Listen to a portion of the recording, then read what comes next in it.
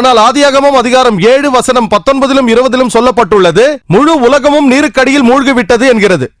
ஆயினும் நமக்கு தொல்பொருள் ஆய்வு சொல்வதென்னவென்றால், மரபியல் ரீதியாக நோவாவின் காலத்தை ஆராய்ந்தால் கிமு 21 22 நூற்றாண்டு என்று தெரிய வருகிறது. தொல்பொருள் ஆய்வு ஆதாரத்தின்படி கிமு 21 22 நூற்றாண்டுகளில் பாபிலோனில் 3ஆம் அரசு மரபும் எகிப்தில் 11ஆம் அரசு மரபும் ஆட்சியில் இருந்ததாக குறிப்பிடப்பட்டுள்ளது. ஆனால் இப்படி ஒரு வெள்ளம் ஏற்பட்டதற்கான எந்த ஒரு சாட்சியும் இல்லை. ஆகவே தொல்பொருள் சான்றுகளின்படி இந்த உலகம், அதாவது இந்த முழு உலகமும் கிமு 21 22 நூற்றாண்டில் தண்ணீருக்கு அடியில் மூழ்கியிருக்க வாய்ப்பு இல்லை என்று தெரிய வருகிறது. இது குறித்து குர்ஆன் என்ன சொல்கிறது? குர்ஆன் என்ன சொல்கிறது? முதலாவது குறிப்பு, குர்ஆன் எந்த காலத்தையும் குறிக்கவில்லை. கிமு 21 அல்லது கிமு 50 என்று எந்த காலத்தையும் குறிக்கவில்லை. இரண்டாவது குறிப்பு, உலகம் முழுவதும் மூழ்கிவிட்டதாக குர்ஆனில் எங்கும் சொல்லப்படவில்லை. நோவா அலைஹிவஸல்லம் மற்றும் அவரது சமூகம் பற்றி பேசுகிறது. ஒரு சிறு கூட்டமாக இருந்திருக்கலாம், பெரிய கூட்டமாகவும் இருந்திருக்கலாம். தொல்பொருள் ஆராய்ச்சி நமக்கு இன்று சொல்கிறது, ஆராய்ச்சியாளர்களும் சொல்கிறார்கள், உலகத்தின் ஒரு சில பகுதிகள் நீருக்கு அடியில் மூழ்கி இருந்திருக்கலாம், அதில் பிரச்சனை இல்லை என்கிறார்கள். மொத்த உலகமும் மூழ்க வாய்ப்பே இல்லை. ஆகவே அல்ஹம்துலில்லாஹ், குர்ஆன் நவீன தொல்பொருள் ஆராய்ச்சியோடு உடன்படுகிறது, பைபிள் முரண்படுகிறது. மேலும் ஆதியாகமம் அதிகாரம் 6 வசனங்கள் 15 16 படித்தால், எல்லாம் வல்ல இறைவன் நோவா அலைஹிவஸல்லமிடம் கப்பலை கட்டும்படி சொல்கிறார். அதன் நீளம் 30 முழம் நீளம், 50 முழ அகலம், மேலும் 30 முழ உயரம். முழம் என்பது 1.5 அடியாகும். சகோதரர் தவறாக சொல்லிவிட்டார், 1.5 அடியாகும். நியூ இன்டர்நேஷனல் வெர்ஷன் சொல்கிறது 450 அடி நீளம், மேலும் 75 அடி அகலம், அதோடு ஏறக்குறைய 45 அடி உயரம், அதாவது 30 முழம். நான் கணக்கு போட்டு பார்த்தேன். இதை அளந்து பார்த்தால் 1,50,000 கனசதுர அடிக்கும் குறைவாகவே வருகிறது. பரப்பளவு 33,750 சதுர அடியாகும். 3 அடுக்குகள் இருந்ததாக பைபிள் சொல்கிறது. தரைத்தளம், 1ஆம் மாடி, 2ஆம் மாடி. பரப்பளவை 3ஆல் பெருக்கினால் 1,01,250 சதுர அடி ஆகும். இதுதான் பரப்பளவு. கற்பனை செய்யுங்கள், உலகில் உள்ள எல்லா ஜீவராசிகளின் ஒரு ஜோடியை உள்ளடக்க எவ்வளவு இடம் தேவைப்பட்டது?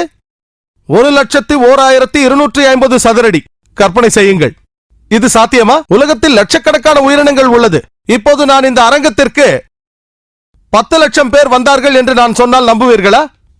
ஆனால் வெறும் 1,01,250 சதுர அடியில் அல்லது 1,50,000 முழ நீள பரப்பளவில் வாய்ப்பே இல்லை.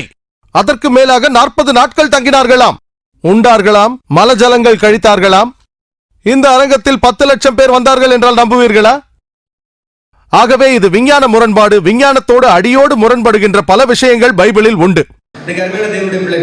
நீங்க வேதத்தை வாசித்தீர்கள் என்று சொன்னால், முதலாவது வேதம் உண்மையாலுமே முழு உலக வெள்ளத்தை பற்றி தான் சொல்லுகிறது. அதுல எந்த ஒரு குழப்பமும் கிடையாது. ஆனால் குர்ஆனை பொறுத்த வரைக்கும் குர்ஆனும் முழு உலக வெள்ளத்தை பற்றி தான் சொல்கிறது என்பதை நாம் தெளிவாக அறிந்து கொள்ள வேண்டும். குர்ஆனுடைய 71ஆம் அத்தியாயம் 26 27 வரைக்கும், குர்ஆனுடைய 23ஆம் அத்தியாயம் 27 வரைக்கும், சூரா 11ஆம் அத்தியாயம் 14ஆம் வசனம், இது எல்லாம் பாத்தீங்கன்னா சூரா 11 44 எல்லாம் வந்து முழு உலக வெள்ளத்தை பற்றி தான் சொல்லுகிறது. கொஞ்சம் யோசித்து பாருங்கள், ஒருவேளை ஒரு பகுதி மட்டும்தான், நோவாவும் அவருடைய பிள்ளைகளும் வாழ்ந்த பகுதி மட்டும்தான் அழிக்கப்படும் என்று சொன்னால் அங்கே பேழைக்கான அவசியம் என்ன இருக்கிறது? கொஞ்சம் சிந்தித்து பாருங்கள். குர்ஆனும் பேழையை பற்றி சொல்கிறது, அங்கே உயிரினங்கள் ஜோடி ஜோடியாக ஏற்றுவதை பற்றி சொல்கிறது.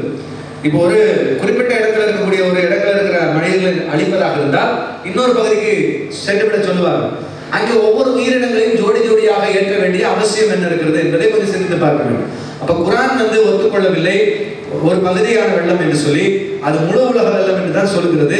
குர்ஆனுடைய பல விளக்க உரையாளர்கள் பல்வேறு 1300 வருஷங்கள் 1200 வருஷத்துக்கு முன்பாகவே குர்ஆனை விளக்கிய மிக பெரிய இப்னு கதீர் என்கிறதான விரிவுரையாளர், உலக பிரசித்தி பெற்ற விரிவுரையாளர், அவர் சொல்லுகிறார் இது முழு உலக வெள்ளத்தை தான் சொல்லுகிறது என்பதை தெளிவுபடுத்தியுள்ளார். அதனால்தான் ஜோடி ஜோடியான மிருகங்கள் அன்றைக்கு பேழையிலே ஏற்றப்பட்டது என்பதை அங்கே குர்ஆனும் அதைத்தான் ஒத்துக்கொள்கிறது. இவர் மறுக்கிறார், அது அவர் குர்ஆனுக்கு முரண்படுகிறார் என்பதை நாம் அறிந்து கொள்ள முடியும். முதலாவது. இரண்டாவது சொன்னார், இந்த அளவுகளின்படி உலகத்துல லட்சக்கணக்கான உயிரினங்கள் இருக்கிறது, இவைகளெல்லாம் ஏற்ற முடியுமா அப்படின்னு சொல்லி கேட்டார். உதாரணத்துக்கு உலகத்திலே அறியப்பட்ட விலங்கினங்கள் 25,000 விலங்கினங்கள் தான் இருக்கிறது என்பதை நாம் அறிந்து கொள்ள வேண்டும். குறிப்பாக விலங்கினங்கள் என்று சொன்ன உடனே இவருடைய கணக்கு எல்லாமே யானமா இருக்கும், ஒட்டகமா இருக்கும் நினைக்கிறார். குறிப்பாக சராசரியாக எல்லா விலங்கினங்களுமே சராசரி ஒரு ஆட்டினுடைய அளவு தான், குறிப்பாக ஒட்டுமொத்தமாக அளவு ஒரு ஆட்டினுடைய அளவு தான். எல்லாமே யானை மாதிரி ஒட்டகம் மாதிரி பெரிய விலங்குகள் அல்ல, சிறிய விலங்குகளும் இருக்கிறது, குட்டி விலங்குகளுக்கு எல்லாமே பார்த்தீர்கள் என்று சொன்னால் 25,000 விலங்கினங்கள் என்பது நோவாவுடைய பேழைக்குள்ளாக சராசரியாக பாதி அளவிலேயே அடக்கக்கூடிய அளவுக்கு தான் இருக்கிறது என்பதை அங்கே விஞ்ஞானிகள் ஆராய்ச்சியாளர்கள் தெளிவாக தெளிவுபடுத்தியிருக்கிறார். அந்த அளவுகளின்படி பார்க்கும் பொழுது பாதி அளவிலேயே 25,000 உறவினர்களை, அந்த உயிரினங்களை நாம உள்ளடக்க முடியும் என்பதை இன்னைக்கு சரியாக ஆராய்ந்து சொல்லியிருக்கிறார்கள். அப்படி இருக்கும்போது இன்னைக்கு இந்த அருமையான அறிஞர் சொல்லுகிற இந்த காரியத்தின்படி நிச்சயமாக இவர் சொல்லுகிற இந்த விஷயம் என்பது தவறானது என்பதை நாம் தெளிவாக அறிந்து கொள்ள முடியும்.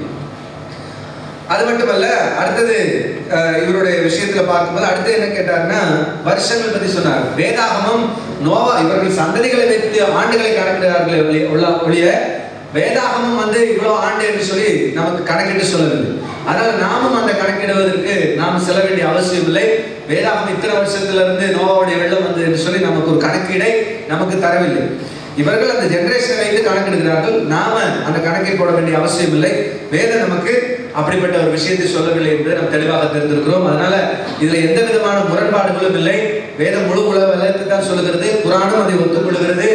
வேதாகமத்தில் சொல்லப்பட்டிருக்கிற பேழை அளவிலே இன்னைக்கு உலகத்தினுடைய 25,000 விலங்கினங்கள் என்று கணக்கிடப்பட்டவைகள் உள்ளே பாதி அளவிலேயே அடக்க முடியும் என்பதை ஆராய்ச்சியாளர்கள் தெளிவுபடுத்தியிருக்கிறார்கள். அது எந்த ஒரு பிரச்சனையும் இல்லை என்பதை நாம் அறிந்து கொள்ள வேண்டும். அது மட்டுமல்ல, ஆண்டு கணக்கை பொறுத்த வரைக்கும் வேதம் நமக்கு எந்த ஒரு ஆண்டு கணக்கையும் சொல்லவில்லை என்பதை நாம் அறிந்திருக்கிறோம். அதனால இதுல நமக்கு எந்த பிரச்சனையும் இல்லை. அவர் சொன்ன குற்றச்சாட்டு என்பது நம்ம வேதத்துக்கு உடன்படாது என்பதை நாம் அறிந்து கொள்ள முடியும்.